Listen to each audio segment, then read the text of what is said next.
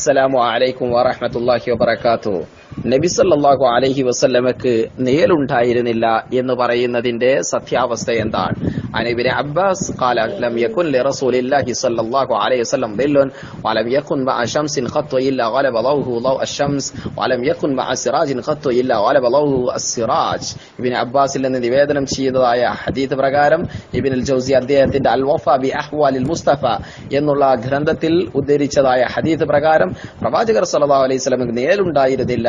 പ്രവാചകൻ ഒരിക്കലും തന്നെ സൂര്യപ്രകാശത്തിൽ നിലകൊണ്ടിട്ടില്ല. സൂര്യപ്രകാശത്തെ പ്രവാചകന്റെ പ്രകാശം അതിജയിച്ചിട്ടല്ലാതെ. അപ്രകാരം ഒരു വിളക്കിന്റെ അടുത്ത് പ്രവാചകൻ നിലകൊണ്ടിട്ടില്ല. പ്രവാചക പ്രകാശം വിളക്കിന്റെ പ്രകാശത്തെ അതിജയിച്ചിട്ടല്ലാതെ എന്ന് പറയുന്നതായ ഹദീസ്, ഇത്തരത്തിലുള്ള ഹദീസ് അത് ദുർബലമാണ്. അതുപോലെ തന്നെ സ്ഥിരപ്പെട്ടു വരാത്തതായ ഹദീസാണ്. അത്തരത്തിൽ യാതൊന്നും തന്നെ സഹിയായ സനദോടുകൂടി നബി സല്ലല്ലാഹു അലൈഹി വസല്ലമയിൽ നിന്ന് വന്നതായി കാണാൻ സാധിക്കുകയില്ല. അതിനാൽ തന്നെ പണ്ഡിതന്മാർ അഭിപ്രായപ്പെടുന്നു, ഫലാ യജൂസ് തജാവുസ് മാ യുഖർറിറുൽ ഖുർആൻ മിൻ റിസാലത്തിൻ നബി സല്ലല്ലാഹു അലൈഹി വസല്ലം വബശരിയത്തി. നബി സല്ലല്ലാഹു അലൈഹി വസല്ലമയെ കുറിച്ച് വിശുദ്ധ ഖുർആനും സഹിയായ ഹദീസും എന്താണോ വിശേഷിപ്പിക്കുന്നത് അത് മാത്രമേ നമുക്ക് വിശേഷിപ്പിക്കാവൂ. ആ പരിധി ലംഘിക്കൽ അനുവദനീയമല്ല. വമിൻ ദാലിക് അന്നഹു ലാ യജൂസ് വസ്ഫു സല്ലല്ലാഹു അലൈഹി വസല്ലം ബിഅന്നഹു നൂർ ഔ ലാ ദില്ല ലഹു ഔ അന്നഹു ഖുലിക മിൻ നൂർ ബൽ ഹാദാ മിനൽ ഗുലുവി الذي نهى عنه النبي صلى الله عليه وسلم حين قال لا تطروني كما أطري عيسى ابن مريم وقولوا عبد الله ورسوله. അതിനാൽ തന്നെ പ്രവാചകർ സല്ലല്ലാഹു അലൈഹി വസല്ലം പ്രകാശത്തിൽ നിന്ന് സൃഷ്ടിക്കപ്പെട്ടു, നൂറിനാൽ സൃഷ്ടിക്കപ്പെട്ടു, അല്ലെങ്കിൽ പ്രവാചകന്റെ നിഴലില്ല, ഇത്യാദി കാര്യങ്ങളെല്ലാം പ്രവാചകർ സല്ലല്ലാഹു അലൈഹി വസല്ലമയുടെ മേൽ ആരോപിക്കൽ അതല്ലെങ്കിൽ വിശേഷിപ്പിക്കൽ അനുവദനീയമല്ല എന്ന് പണ്ഡിത വിശദീകരണങ്ങളിൽ നിന്ന് കാണാവുന്നതാണ്.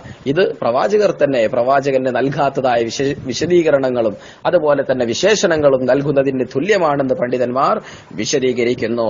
മാത്രമല്ല നബി സല്ലല്ലാഹു അലൈഹി വസല്ലമയുടെ തന്നെ വാക്ക് ഈസാ നബിയെ ആളുകൾ അത്യധികം പുകഴ്ത്തിയതുപോലെ അതല്ലെങ്കിൽ ഈസാ നബിക്ക് ഇല്ലാത്തതായ വിശേഷണങ്ങളും ഗുണഗണങ്ങളും ഈസാ നബിയിൽ ചാർത്തിയതുപോലെ ഒരിക്കലും തന്നെ എന്നെ നിങ്ങൾ വിശേഷിപ്പിക്കരുതെന്ന് നബി സല്ലല്ലാഹു അലൈഹി വസല്ലം പഠിപ്പിക്കുന്നു.